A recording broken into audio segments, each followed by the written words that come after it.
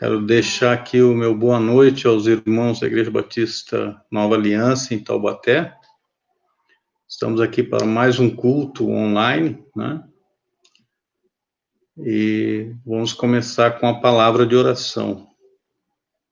Senhor nosso Deus, nosso amado Pai, queremos agradecer por mais um dia de vida que o Senhor nos tem concedido, o privilégio que temos de sermos filhos do Senhor e, por conta disso, termos a vida eterna em Cristo Jesus. Queremos pedir agora ao Pai que o Senhor nos perdoe todos os nossos pecados, nos purifique de toda injustiça, lavando os nossos corações no sangue do Senhor Jesus Cristo e nos purificando de toda injustiça, deixando-nos sensíveis a tudo aquilo que o Espírito Santo quiser fazer em nossas vidas. E que Ele mesmo seja o nosso ensinador hoje à noite. E que toda a honra e toda a glória seja dada a Ti, sejam dadas a Ti, única e exclusivamente. É o que nós te pedimos, ó Pai, já agradecidos e confiados no nome do nosso Senhor e Salvador Jesus Cristo. No nome dele oramos. Amém. Tem um corinho antigo, né, que é baseado em Provérbios 3, versículo 5, que diz assim: confia no Senhor de todo o teu coração e não te estribes no teu próprio entendimento.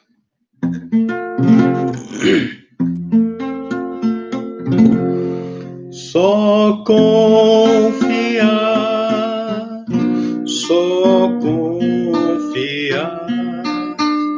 estou aprendendo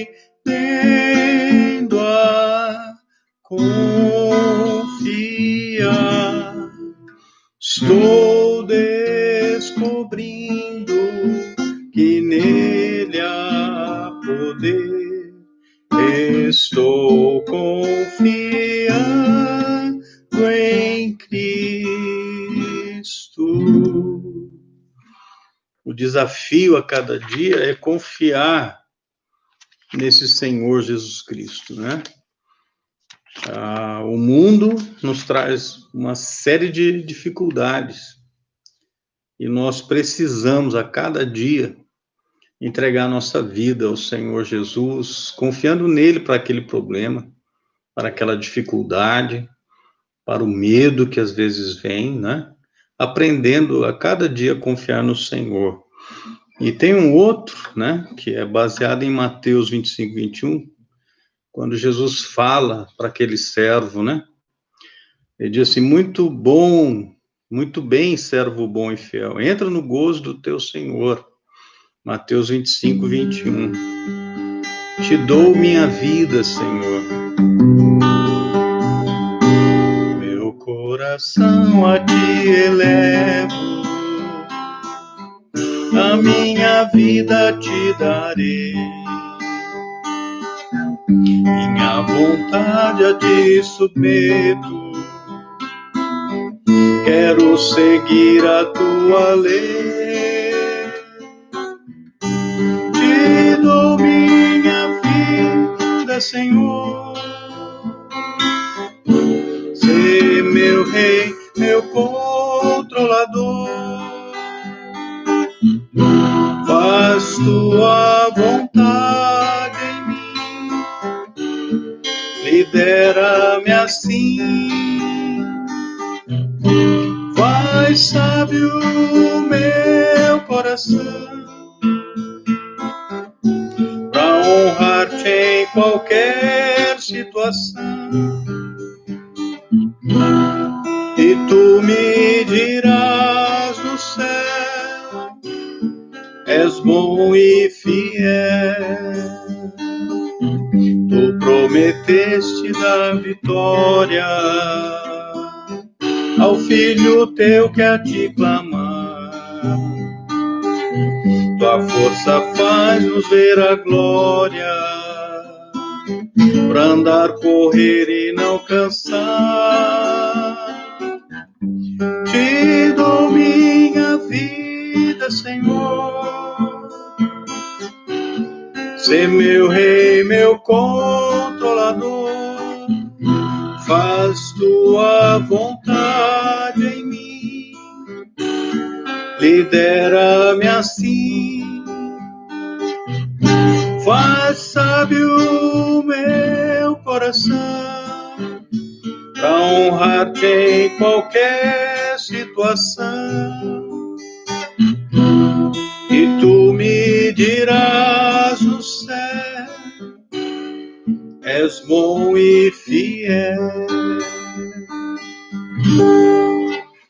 Creio que cada pessoa que serve ao Senhor Jesus quer um dia ouvir isso, né? Que tem sido bom, que tem sido fiel, e é só por Ele que nós vamos conseguir isso. Nós estamos estudando a epístola do apóstolo Paulo aos Colossenses, né?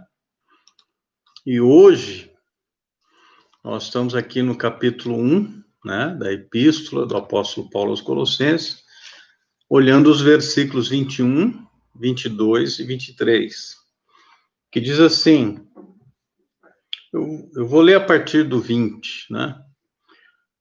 E que havendo por ele feito a paz pelo sangue de sua cruz, da sua cruz, por meio dele reconciliasse consigo mesmo todas as coisas, tanto as que estão na terra, como as que estão nos céus.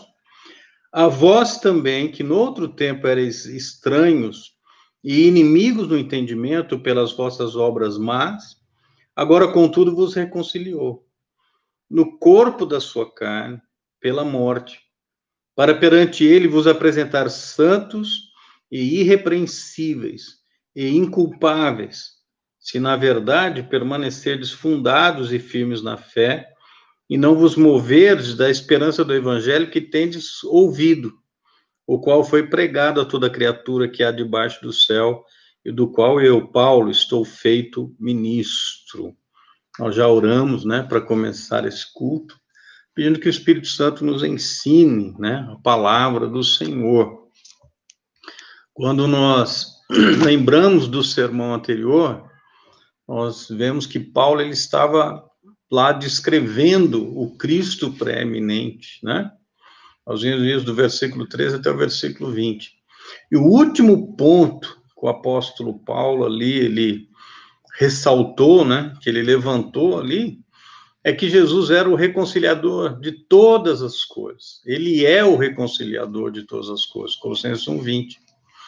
E Paulo, ele lembra aos colossenses que eles também haviam sido reconciliados com Deus por meio de Jesus Cristo. E hoje nós vamos olhar para a conversão dos colossenses, como é descrito aqui nessa passagem, né, com vistas aí a compreender e apreciar, né, a nossa própria reconciliação com Deus. Então, nos versículos 21 a 23, você encontra aí a conversão dos colossenses. E a primeira coisa que o apóstolo Paulo faz é mostrar como eles eram antes da conversão. Em primeiro lugar, Paulo disse que eles eram alienados, eram inimigos, né? Se você olhar aqui, o versículo 21 diz assim, a vós também que no outro tempo erais estranhos e inimigos. A palavra alienado aqui vem de uma palavrinha grega, apalotrel, né? Ou apalotrel, né? Como alguns pronunciam também, que significa alienar ou ser excluído da sua comunhão, da intimidade. Agora você encontra a palavra inimigos, né? Que vem de outro termo grego, ektros. E o que descreve esse termo, né? O fato daquela pessoa ser odiada, algo que é odioso, algo hostil, né? Ou seja, que está em oposição ao outro. E nesse sentido aqui, né, foi usado para os homens como inimigos de Deus por conta de seus pecados. E a pergunta agora é por que eles eram assim, né? O próprio versículo aí diz, porque tanto em pensamento como em ação, eles eram pecadores. Paulo, se você olhar o versículo 21, diz assim, que eles eram estranhos inimigos no entendimento pelas vossas obras más.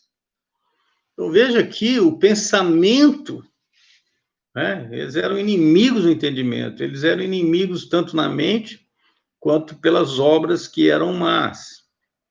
Mas qual é a diferença agora? Agora eles estão reconciliados.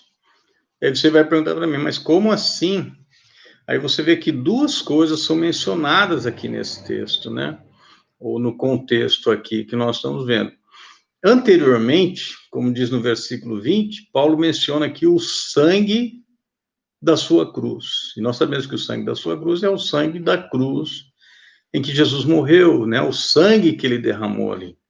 E agora, aqui nos versículos 21 e 22, Paulo diz que eles foram reconciliados no corpo da sua carne através da morte. Então, se você junta as duas frases aqui, você vê que elas enfatizam que Jesus, né?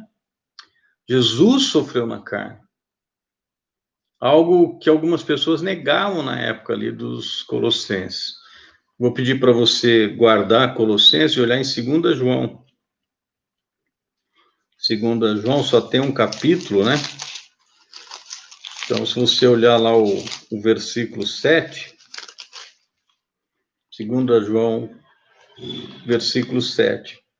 Porque já muitos enganadores entraram no mundo, os quais não confessam que Jesus Cristo veio em carne. Este tal é o enganador e o anticristo. Então, as pessoas estavam ali naquela época pregando que Jesus não havia vindo em carne, né? E aí você pode colocar aqui também, junto com Hebreus, capítulo 2, versículo 9, que fala que Jesus veio sim em carne, né? Diz assim, olha, Hebreus 2, 9. Vemos, porém, coroado de glória e de honra, aquele Jesus que fora feito um pouco menor do que os anjos por causa da paixão da morte, para que pela graça de Deus provasse a morte por todos. Então, ele provaria a morte. E só tem como provar a morte se ele estivesse em carne. Aí você pode juntar aqui com o versículo 14 desse mesmo capítulo 2 de Hebreus. Diz assim, e visto como os filhos participam da carne e do sangue, também ele participou das mesmas coisas, para que pela morte aniquilasse o que tinha o império da morte, isto é, o diabo. Então, Jesus, ele veio em carne, e ele morreu naquela cruz, ele derramou o seu sangue. Então, através da oferta do corpo e do sangue de Jesus, eles agora, os colossenses, estavam reconciliados, eles foram trazidos de volta, né, a uma comunhão com Deus, eles foram reconciliados com Deus. E eles são apresentados a Deus, se você puder voltar lá em Colossenses, capítulo 1, né? Nós temos aqui 3 termos. Se você olhar comigo aqui, ele fala no final do versículo 21, agora, contudo, vos reconciliou no corpo das 22, no corpo da sua carne pela morte, para perante ele vos apresentar santos e irrepreensíveis e inculpáveis. Santo é aquilo que é separado para Deus, né? Foi santificado, foi separado para o uso de Deus. Irrepreensível é sem ser culpado de nada, né? Eles são, e isso leva ao terceiro aí, que eles são inculpáveis, né? Nada que possa ser invocado para contabilizar ou para contar, né? Ou seja, que não pode ser acusado de alguma coisa, que é o anterior, né? Irrepreensível. Então, são santos, são irrepreensíveis, são inculpáveis. E essa condição aqui, ela é maravilhosa, porque é a maneira como Deus enxergava cada um deles, como Deus via cada um deles, né? Então, eles foram reconciliados com Deus por tudo aquilo que realizou. Então, a sua reconciliação com Deus, essa condição agora em que eles se encontram, né, ela tem uma continuidade. Apesar que, né, nós podemos muitas vezes quebrar nossa comunhão com Deus. Tem aqui um se, né? E se eles continuarem na fé, se eles permanecerem firmes, né, se eles não se afastarem da esperança do Evangelho. Essa reconciliação, né, com Deus, ela foi providenciada através da morte do Senhor Jesus Cristo na cruz, né? Mas para que eu possa continuar em comunhão com Deus, eu preciso estar cada dia com a minha vida, né? Nessas condições aí, né? De santidade, de ser irrepreensível, de ser inculpável, né? Aí você, olhando aqui a conversão deles, né? Você pode ver, em primeiro lugar, que eles eram pecadores terríveis, inimigos, alienados de Deus. Ainda assim, eles foram reconciliados com Deus pela morte do Senhor Jesus Cristo naquela cruz. Então, eles agora eram santos, irrepreensíveis, inculpáveis na visão de Deus, mas essa reconciliação, né, ou seja, o resultado dela, que é a comunhão com Deus, depende da fidelidade contínua, da esperança inabalável de cada um deles. Veja bem que nós estamos dizendo aqui, nós não estamos falando aqui sobre salvação agora.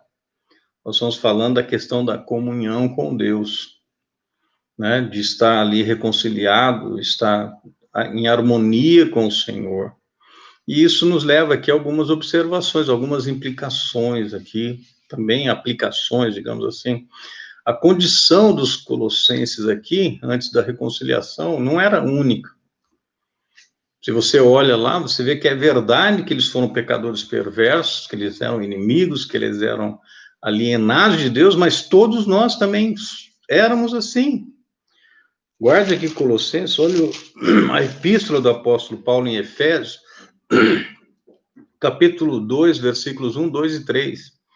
Diz assim: vos vivificou, estando vós mortos em ofensas e pecados, em que noutro tempo andaste segundo o curso deste mundo, segundo o príncipe das potestades do ar, do espírito que agora opera nos filhos da desobediência, entre os quais todos nós também antes andávamos nos desejos da nossa carne, fazendo a vontade da carne e dos pensamentos, e éramos por natureza filhos da ira, como os outros também.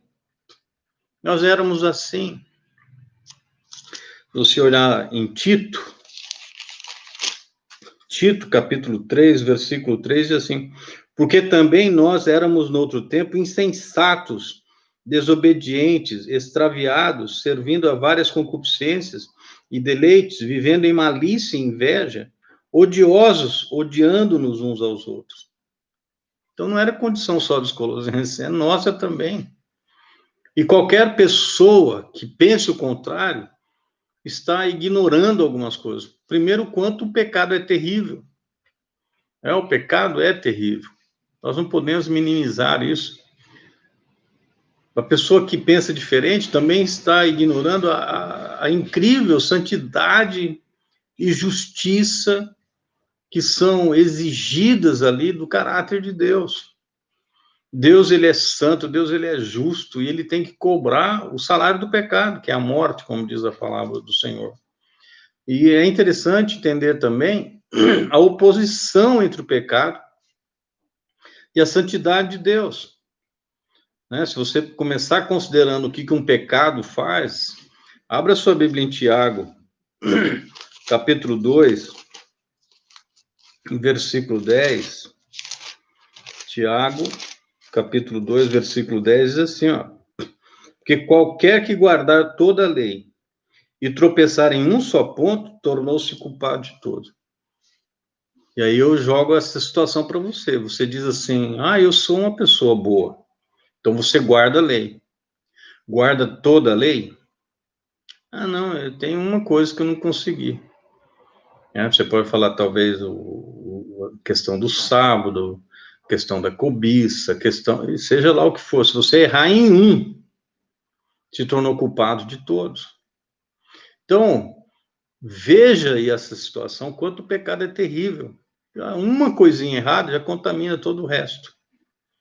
Então, não tem uma pessoa que possa dizer assim: não, eu sou realmente uma pessoa boa. O pecado é terrível, o pecado contamina, o pecado nos destrói. Então, nós temos que tomar cuidado com essas coisas. Mas isso nos leva também a considerar o preço necessário para nos redimir do pecado. Qual foi o preço? Foi a morte do Senhor Jesus naquela cruz, a morte do Filho amado de Deus.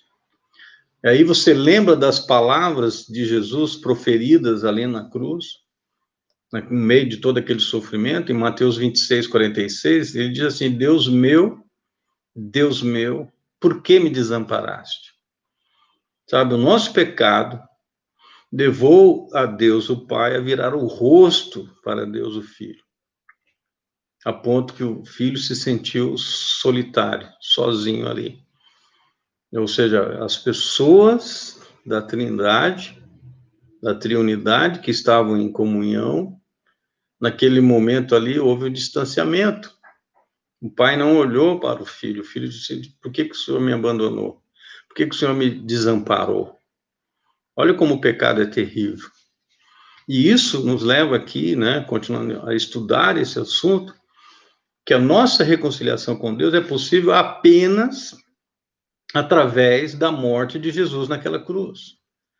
Eu vejo pessoas que estão tentando ir a Deus através das boas obras, através do batismo, através da frequência a uma igreja.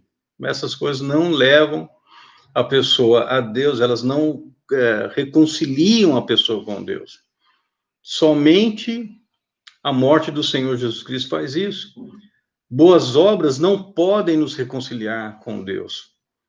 Se você quer ir à igreja, atos de misericórdia, de bondade, isso aí não vai reconciliar você com Deus. Não estou dizendo que não são importantes, mas não reconciliam. Se elas reconciliassem, então Cornélios teria sido salvo por elas. Cornélios era uma pessoa boa. Abra sua Bíblia em Atos, capítulo 10. Livro de Atos, capítulo 10. Você olhar aí os versículos 1 e 2.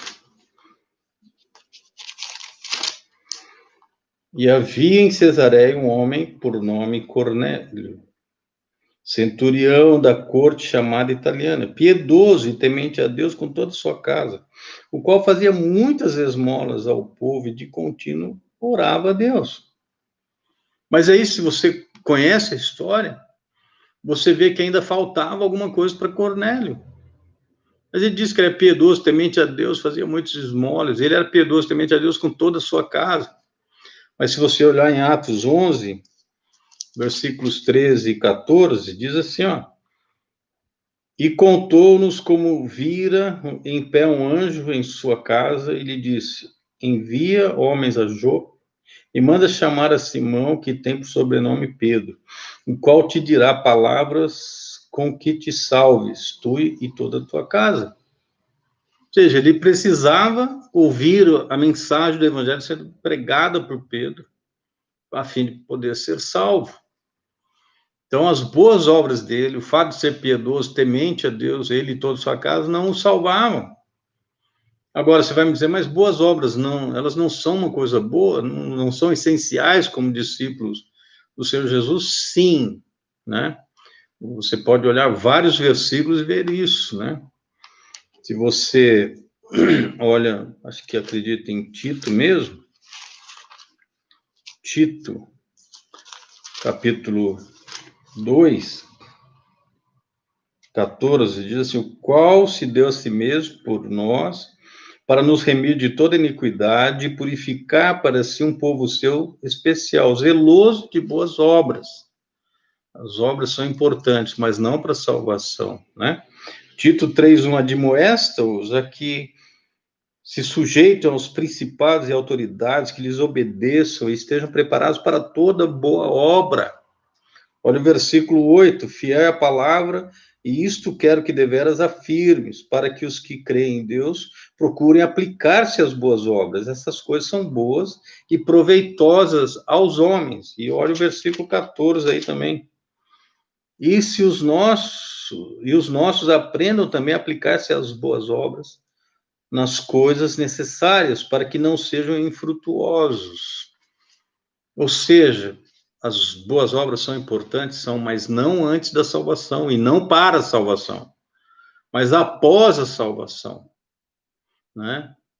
Você não é salvo por obras, você é salvo para as obras. É diferente. Vou pedir para você olhar em Efésios, capítulo 2, versículo 8 e 9, diz assim, ó, porque pela graça sois salvos por meio da fé, e isso não vem de vós, é dom de Deus. 9, não vem das obras para que ninguém se glorie. A salvação não vem das obras. Porque senão a pessoa ia lá fazer uma boa obra, chegava diante de Deus e falava assim, olha Deus, eu posso ser salvo porque eu sou uma pessoa boa, faço boas obras. Não, você não é salvo por obras, mas depois que você é salvo pela fé em Jesus Cristo, então você é salvo para as boas obras. Olha o versículo 10 lá do capítulo 2 de Efésios. Diz assim, porque somos feitura sua, criados em Cristo Jesus para as boas obras, as quais Deus preparou para que andássemos nelas. Então, eu não sou salvo por obras, mas eu sou salvo para as obras. Está entendendo isso? Não é a sua obra que salva você, é a obra que Cristo realizou naquela cruz, a morte dele naquela cruz. Isso aí nos faz ver que nós somos justificados, nós somos declarados inocentes pelo sangue de Jesus Cristo e não pelas nossas obras. Em Romanos, capítulo 5, versículo 9, diz assim, logo muito mais agora, tendo sido justificados pelo seu sangue, seremos por ele salvos da ira. Nós somos justificados pelo sangue do Senhor Jesus Cristo. Volte para Efésios, capítulo 1, e veja o versículo 7, Efésios 1, 7. Diz assim, em quem temos a redenção pelo seu sangue, a remissão das ofensas, segundo as riquezas da sua graça. Então, somente o sangue do Senhor Jesus nos limpa do pecado, né? E 1 João 1,7, aquele versículo maravilhoso, né? Que diz assim, 1 João 1,7, mas se andarmos na luz, como ele está na luz, ou ele na luz está, temos comunhão uns com os outros. Olha agora, e o sangue de Jesus Cristo, seu Filho, nos purifica de todo o pecado. Somente o sangue da sua cruz, o sangue derramado por Jesus ali, é que nos limpa de todo pecado. Aí alguém pode perguntar agora, mas como é que eu posso me beneficiar desse sangue, né? E a princípio, ou seja, no início, por meio da fé em Jesus Cristo. Volte para Efésios capítulo 1, veja lá, versículos 12, 13 e 14. Diz assim, com o fim de sermos para louvor da sua glória, nós, os que primeiro esperamos em Cristo, em quem, versículo 13, né? Em quem também vós estáis, depois que ouviste a palavra da verdade, o evangelho da vossa salvação, e tendo nele também crido, foste selados com o Espírito Santo da promessa, o qual é o penhor da nossa herança para a redenção da possessão adquirida para louvor da sua glória. Você viu isso? Esperando em Cristo, né? Em quem também vós estáis. Nós estamos em Cristo. Depois que ouvimos a palavra da verdade, o evangelho da salvação, tendo nele, em Jesus também crido, nós somos selados com o Espírito Santo da promessa, que é o penhor da nossa herança, né? Então, quando você olha aqui, nós fomos unidos a Cristo. Nós fomos vestidos com Ele, nós desfrutamos de todas as bênçãos espirituais a serem encontradas, porque nós estamos nele, incluindo aqui a redenção pelo seu sangue, que é o versículo 7 de Efésios, que nós já lemos. Então, conforme necessário, né, nós temos acesso ao sangue de Jesus Cristo por meio do arrependimento, da oração, em que nós confessamos nossos pecados.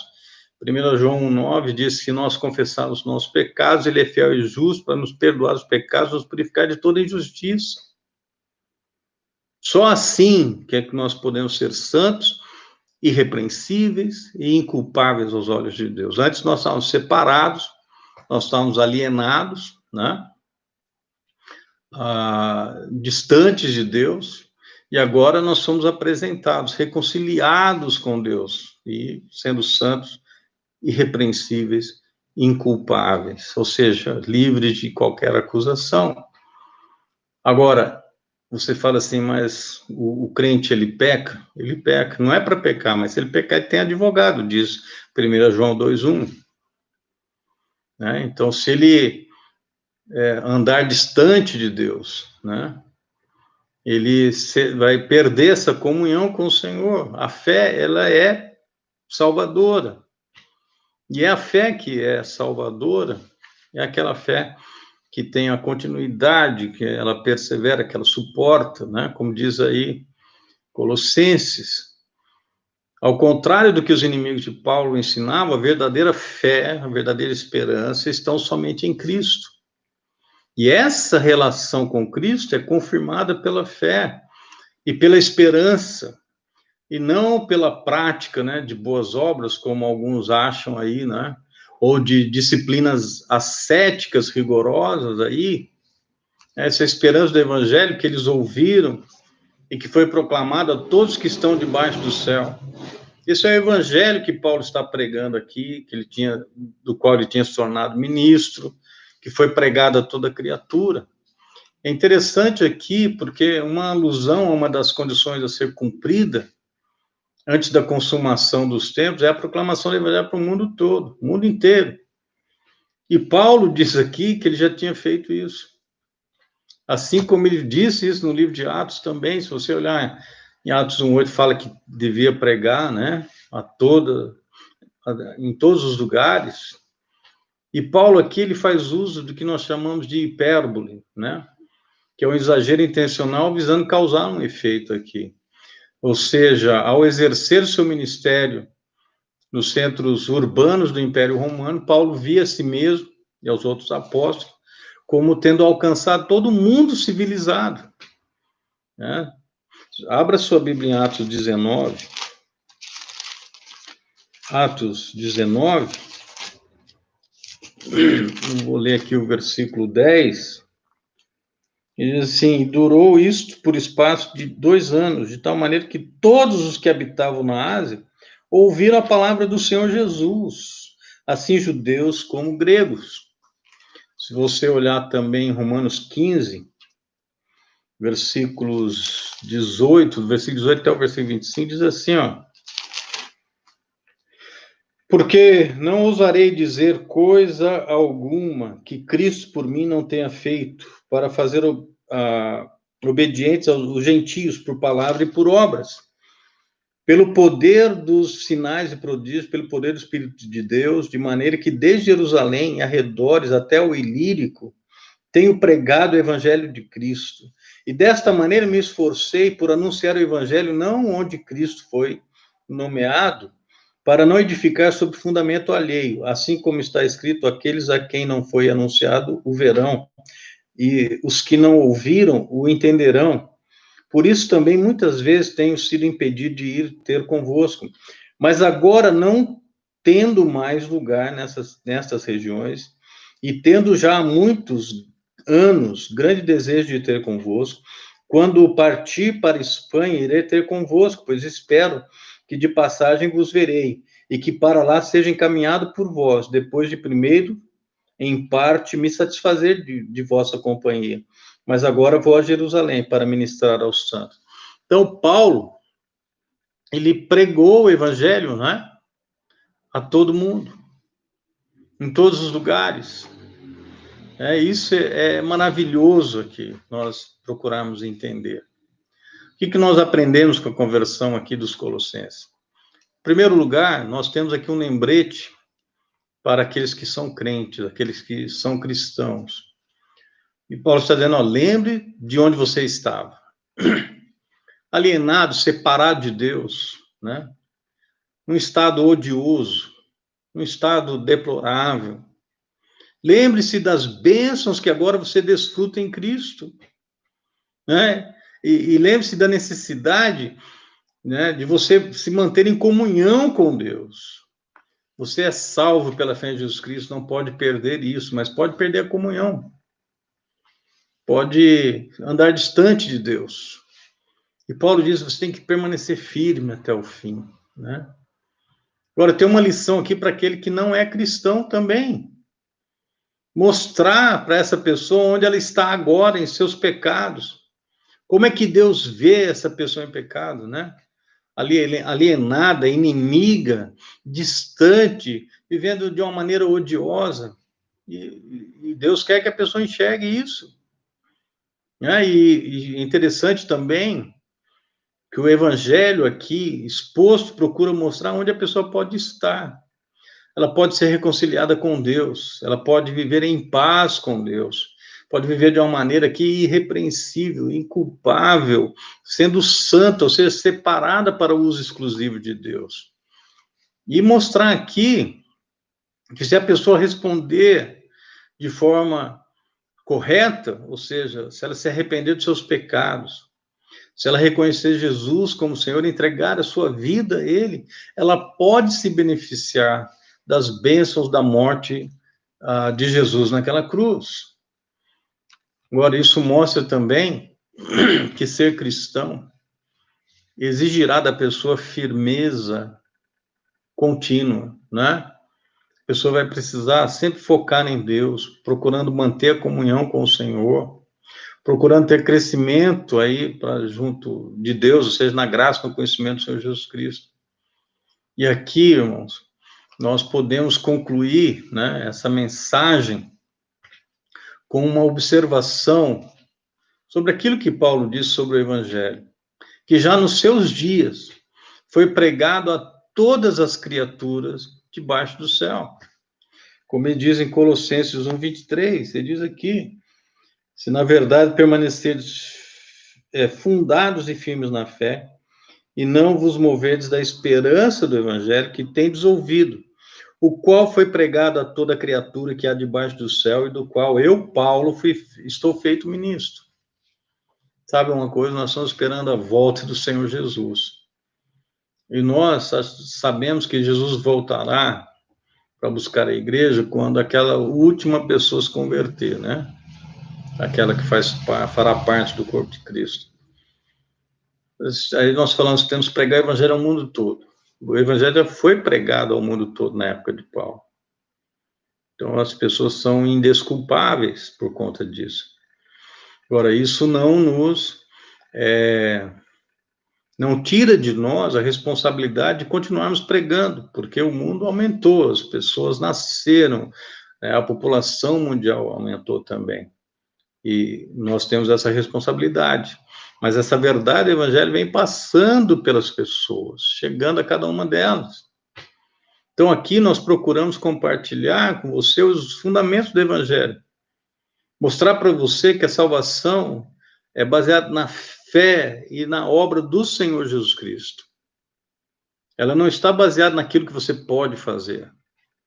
Não está baseada em suas obras, em membresia de igreja, em rituais. É simplesmente quando a pessoa ela se arrepende dos seus pecados, reconhece Jesus como seu Senhor e entrega a sua vida a Ele como Senhor e Salvador. Então, se você não fez isso ainda, você precisa fazer. Precisa entregar a sua vida a Jesus e crer nele para a vida eterna. E você que já creu no Senhor Jesus, quero desafiar você a ser como Paulo, aproveitar as oportunidades para pregar o evangelho, para falar do Senhor Jesus às pessoas que Deus colocar em sua frente, para que elas possam ser salvas. Né? E logo, se Deus permitir, nós poderemos apreciar, né, o retorno do Senhor Jesus. Eu ouvi isso de um pastor há algum tempo, né? Nós somos a geração que contemplará a vinda do Senhor nos ares. Ele diz, possivelmente nós seremos. Então, eu vou dizer assim, possivelmente nós seremos essa geração que contemplará a vinda do Senhor nos ares. Nós esperamos isso a cada dia, a cada momento. Nós vemos, Maranata, ora vem, Senhor Jesus. E enquanto isso não ocorre, nós continuamos pregando o Evangelho. Né? Se eu puder contemplar a vinda do Senhor, olha que maravilha. Se você puder, maravilhoso será também. Se não nós, nossos filhos ou netos. mas o Senhor Jesus voltará para levar aqueles que um dia entregaram suas vidas a Ele. Você já obedeceu o Evangelho do Senhor Jesus?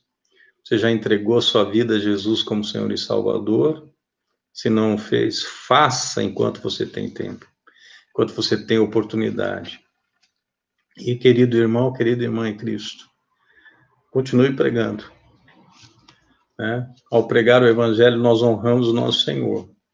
E, como diz o apóstolo Paulo, nós abreviamos a vinda do Senhor. Nós estamos contribuindo para que o retorno do Senhor Jesus seja logo, seja breve. E dizendo, Maranata, hora vem, Senhor Jesus. E nele confiamos. Amém? Se Deus permitir, no próximo domingo nós vamos continuar falando sobre essa epístola do apóstolo Paulo aos Colossenses. Vamos orar. Senhor nosso Deus, nosso amado Pai, te damos graças por essa epístola, pedimos que possamos aprender cada dia mais dela e que essas verdades possam ficar gravadas em nosso coração e podemos usar isso para a honra e glória do Senhor. Continua conosco, Senhor Deus, cuida do povo, ó Pai, dessa cidade, do mundo todo, nessa questão dessa pandemia. Estamos esperando para que logo possa vir a vacina, possa proteger as pessoas, e nós não vemos tantas pessoas partindo, Senhor Deus. E nós oramos para que o Senhor tenha misericórdia de cada pessoa, que cada pessoa possa ter a oportunidade de entregar a sua vida a Jesus como seu Senhor e Salvador. E nos ajude a pregar esse evangelho às pessoas que o Senhor colocar em nossa vida, para falarmos do evangelho do Senhor Jesus Cristo. E, Pai, nós agradecemos por tudo que o Senhor tem feito em nossas vidas, pedimos que o Senhor continue assim fazendo. E oramos por isso, já agradecidos, e confiados no nome de Jesus, no nome dele oramos. Amém. Que Deus abençoe a sua vida.